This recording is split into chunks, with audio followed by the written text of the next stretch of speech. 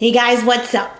If you're on a GLP-1 and you're wondering why the scale may have slowed, or why you're feeling tired or bloated, constipated, or why food suddenly feels so confusing, this video is going to change everything for you. Because here's the truth, the medication is really, really powerful, but it is not magical.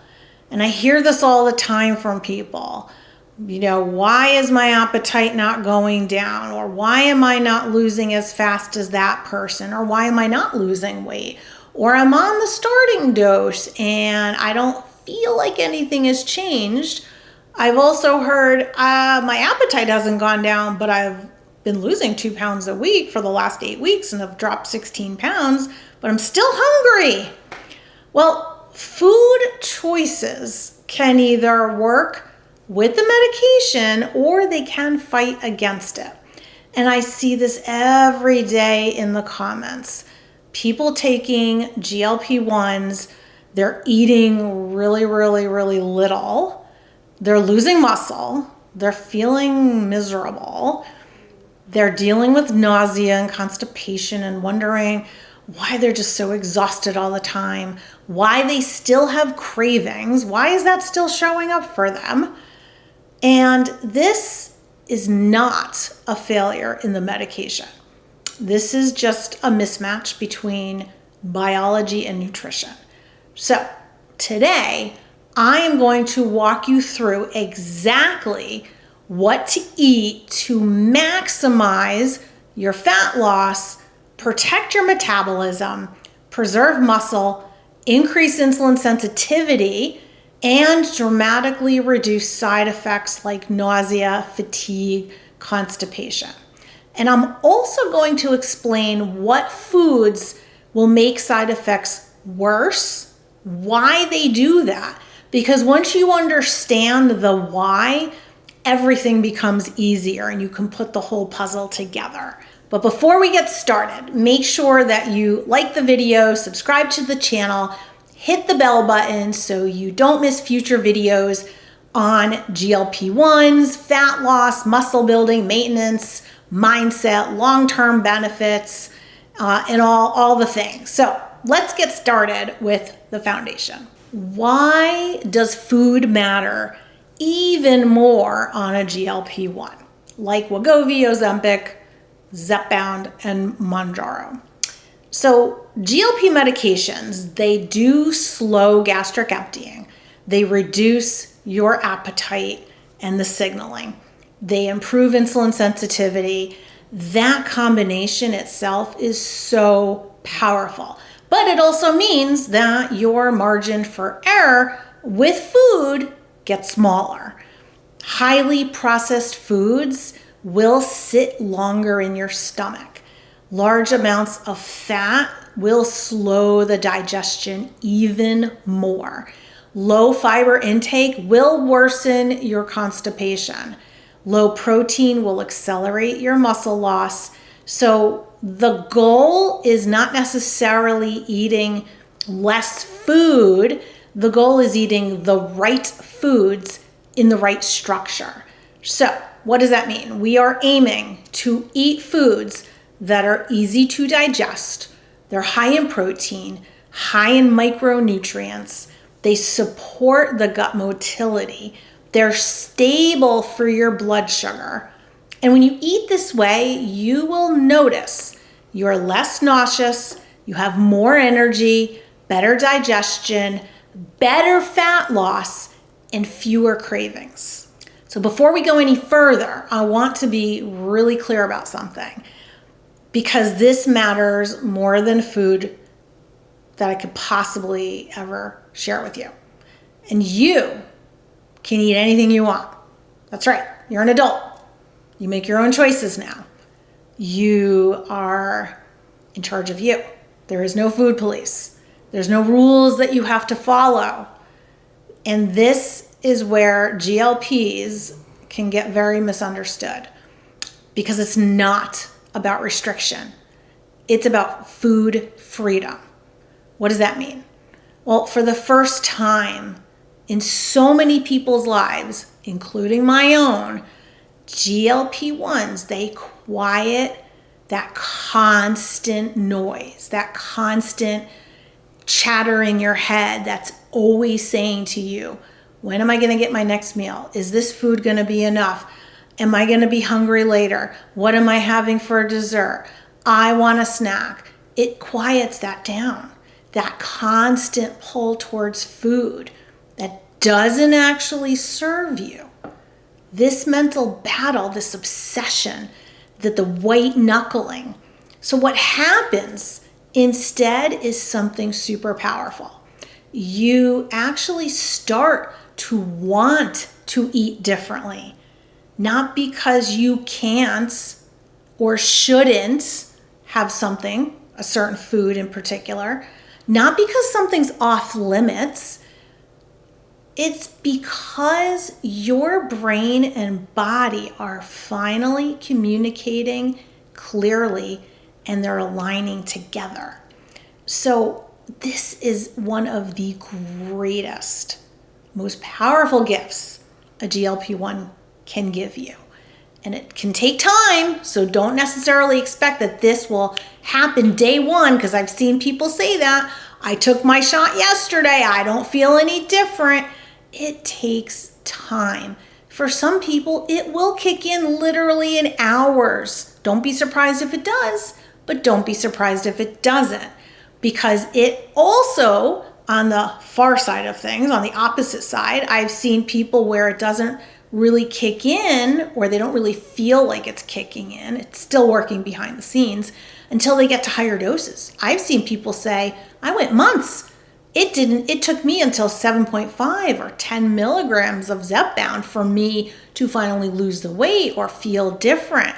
But it doesn't mean it's not working in the background to get your dysregulated metabolism a little bit more regulated. There's still something going on there for that to happen. One of the greatest gifts that a GLP-1 can give you is the space or the pause to think before you just react to the food. It gives you that time to retrain your brain, to ask yourself, how do I feel after I eat this? Versus, why can't I control myself? And when this happens, you naturally just start saying no to the foods that do not serve you anymore. Not out of any sort of deprivation or restriction, but out of self-respect. Because again, this is not restriction. It is freedom. It's freedom from what? It's freedom from compulsive eating, binge eating, feeling out of control, feeling guilty about eating X, Y, or Z food. It's freedom from feeling like food controls your every move in life, your every action, your every thoughts. And the amazing thing is when you stop labeling foods as forbidden, they lose their power. So everything that I'm going to share with you now is not a list of rules. It's a framework. These are the foods that support your goals, your energy, your digestion, your fat loss, your quality of life. And you get to choose. You always get the choice. So let's talk about what foods to prioritize. Okay, the following foods are to be prioritized for maximum fat loss and minimal side effects. Protein. It is a non-negotiable when you're on a GLP-1 or any weight loss. Even if you're not on a GLP-1, it is absolutely non-negotiable. It helps to preserve muscle. It helps to increase your metabolism. It really stabilizes your blood sugar. It will help to reduce nausea. It will help not have all those blood sugar swings throughout the day, which cause a lot of fatigue. So really aim for protein at every single meal or snack. So here are some examples. Eggs, amazing source of protein. I have eggs every single day, 2-3 eggs. Greek yogurt, great source of protein. Cottage cheese. And I love cottage cheese. I know some of you folks don't like it, but I love cottage cheese in my eggs. I like the full fat, not the low fat, because fat's also important. You want to also consume fat. That helps your hormones and whatnot. Chicken breasts, chicken thighs, turkey, lean beef, salmon, whitefish, shrimp, protein shakes if needed. I personally do not like them. I don't drink them. I did it for about a month during my weight loss journey, and it actually stalled me out and made me hungrier. Now, protein shakes, keep in mind, they are a processed food. And I think that's probably what happened with me. I started drinking the protein shakes thinking that it would help my weight loss. And after about a month of drinking them and wondering like, well, my weight loss hasn't moved, I've been stalled, and I'm hungrier. And that was the only thing I had changed, was integrating a protein drink. So I eliminated the protein drink, and guess what? My weight loss journey started happening again. The scale started to move. It doesn't work for everybody. Now, if you can't get in enough protein because the GLP-1 suppresses your appetite so much, it is a good resource to bring that in to help you increase your protein. So just keep that in mind.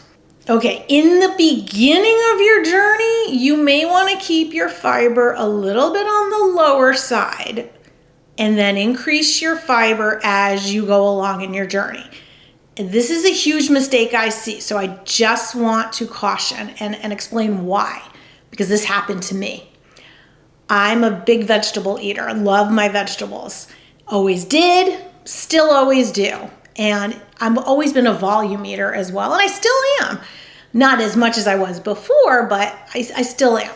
So when people load up, especially on raw vegetables, really quickly, especially in the beginning of their GLP journey, that can make you feel really miserable. That happened to me. You can get a lot of GI distress and stomach aches and that type of thing because it's just the slow digestion and a lot of fiber in there can just make you feel a little bit miserable because it's harder to digest. So you always try to stick to the cooked vegetables. Broccoli, I love broccoli, but I have to be careful with how much broccoli I eat because that can cause distress.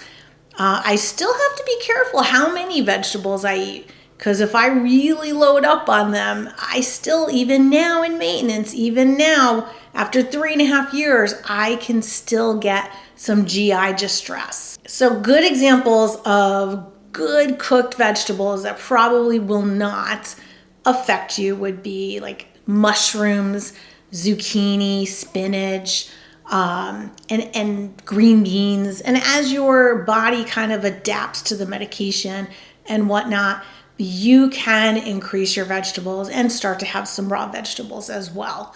So you definitely want to keep the fiber in there. That's really, really important, but just be careful in the beginning.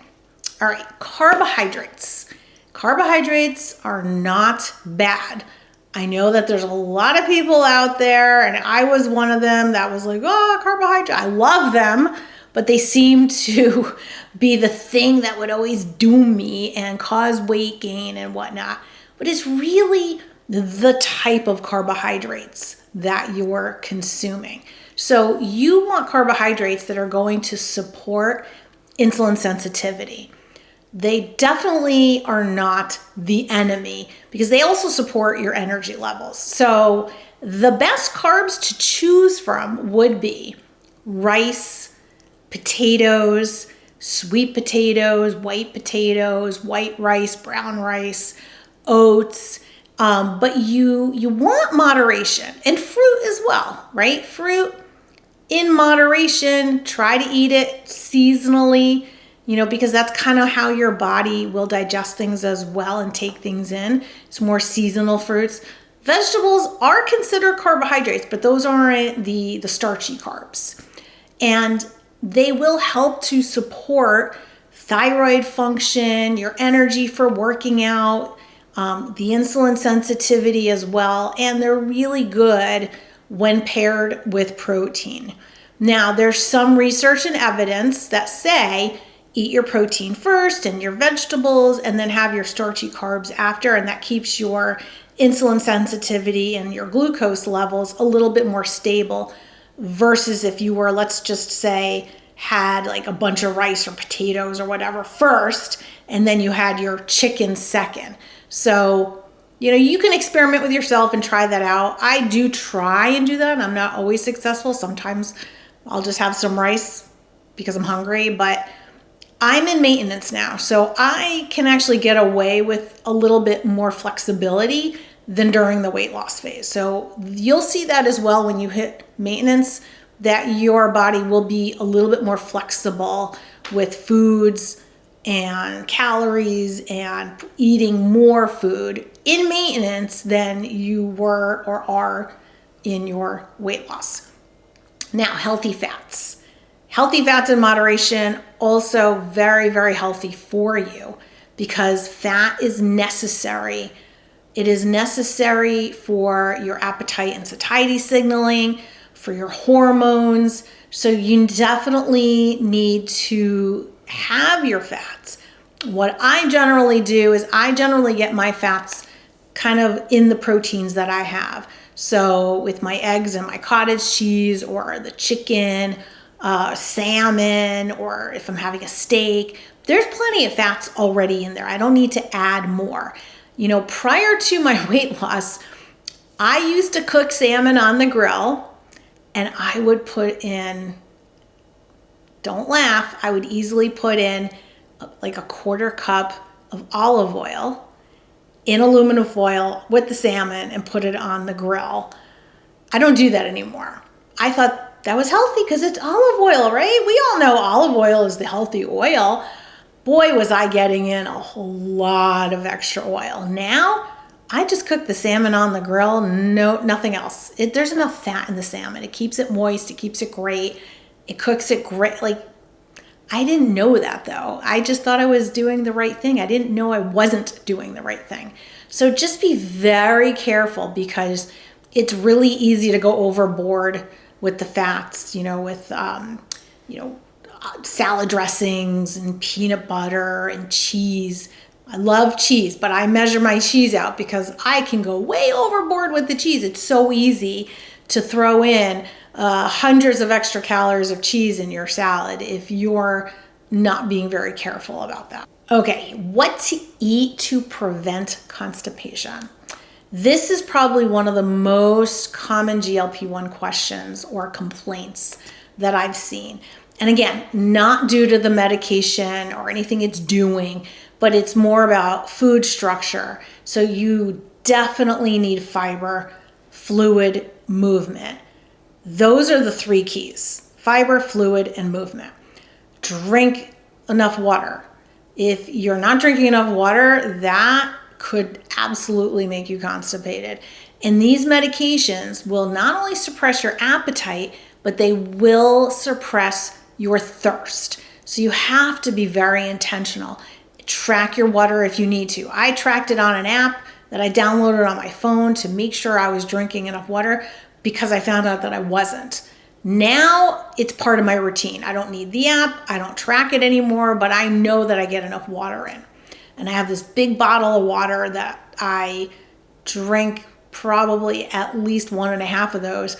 Plus between the coffee and the green tea, those are also fluid because I'm not crazy excessive on the caffeine, but it does count as fluid. I definitely get enough fluid.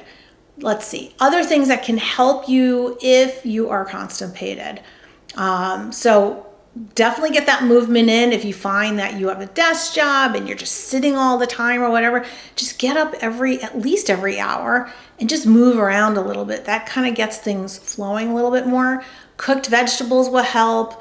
Ground flax, chia seeds, those are full of fiber, but make sure you soak them first. Don't just throw them in like yogurt or something and eat them because they attract a lot of fluid and they will expand in your stomach, and that can cause a lot of issues.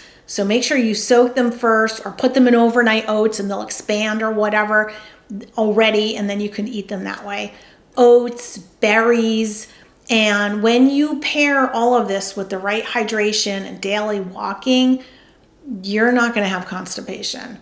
If you have if you have constipation going into a GLP-1, make sure your doctor knows about that so you can try and mitigate any of those symptoms.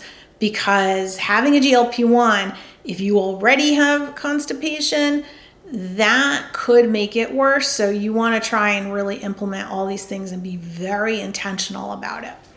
What to eat if you're feeling really fatigued, you're lacking energy. Fatigue usually comes from these areas: eating too little protein, too little carbohydrates, an electrolyte imbalance, and a lack of prioritizing protein, which falls into the too little protein. So you want to make sure you are eating enough. You're still in a calorie deficit, but not so severe that it's really like causing you so much fatigue. Because when you have all that fatigue, you also aren't going to want to move, right? Your body's going to be like, I'm going to just sit on the couch. I'm not going to, do that extra twitching or knee jumping up and down or wanting to just take a walk to the mailbox or whatever. Like, you're just not going to want to move when you're feeling that fatigued, right? If you're that fatigued, it's going to be hard to get yourself to the gym or to do a workout. So you want to eat enough food to keep your energy levels high while being in a deficit so that you are losing your body fats. And you want to prioritize your protein because that's kind of your insurance policy, and the electrolytes. This is really important. I have a whole video on fatigue as well that I will link in the description of this video. But the electrolytes are really important, and that's where I personally found that I could improve, and that really helped my fatigue, meaning get your salt in. If you're eating whole foods, you're really not having those processed foods that are super salty, you may be lacking the salt. And even if you're drinking a lot, you're not retaining that in your body. So you may need to add a little bit of salt. I do that every day, and that has helped my energy so much. When I don't have salt, I feel really fatigued. And then all of a sudden I remember, I'm like, oh, I really haven't added salt to anything today. And once I do that, within like an hour, my energy levels start to go up. So you can give that a try. All right, here are the foods to avoid. You want to avoid the following, and I'm going to explain why as well. Highly processed foods. They sit in the stomach a long time. They can increase nausea. They can spike your blood sugar. They do increase cravings. Large amounts of really fatty, heavy foods, greasy foods, foods that have like a lot of cream in them, heavy sauces. These foods, they really slow the digestion, and they really can cause a lot of nausea, reflux. Some other things you want to avoid. Alcohol. Yes, I said it. I have a whole video on alcohol as well. Alcohol, it's empty calories. You're in a weight loss journey, right? You're in a health journey. Alcohol, it's not serving the journey. It will worsen your dehydration. It impacts your blood sugar. It's like a sugar. It is a sugar, essentially. It'll spike your glucose. It will trigger crashes. It increases cravings. It worsens your sleep. It doesn't do anything positive. It might relax you for a little bit, but is there anything else that you could possibly do that might relax you?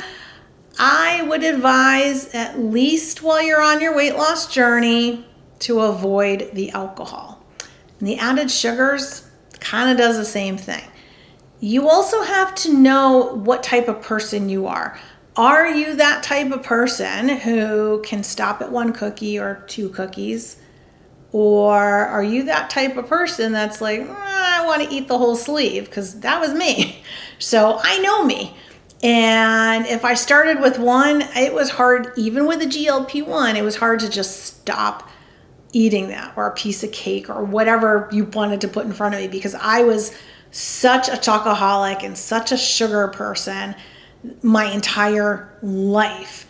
And I have not had added sugar since November of 2022, which is remarkable for someone who has, I'll call myself a sugar addict, my entire life. And it's about, again, it's about choice, not about, I'm not restricting myself. I don't tell myself I can't. I never tell myself that. As soon as I say I can't have something, that little Julie in me goes, no, but I want it. And then that little Julie's going to come out and go, not only do I want it, but now I'm going to eat it. So I never tell myself I can't. It's all about making a mature choice for today. Tomorrow's another story. Let's see what happens, right? Very intentional choices. It's never about the restriction or telling yourself you can't. And yes, you can have coffee.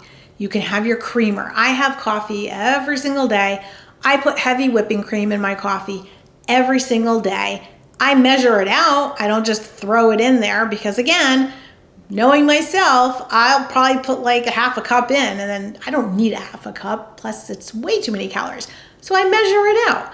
I generally put in, for me, into a big cup, about a tablespoon, and I'll have 2 big cups of coffee every single morning. So I put in about 2.5 tablespoons for the morning of heavy whipping cream, and that does it for me, and it tastes great. And I have loved coffee since the time I was 15.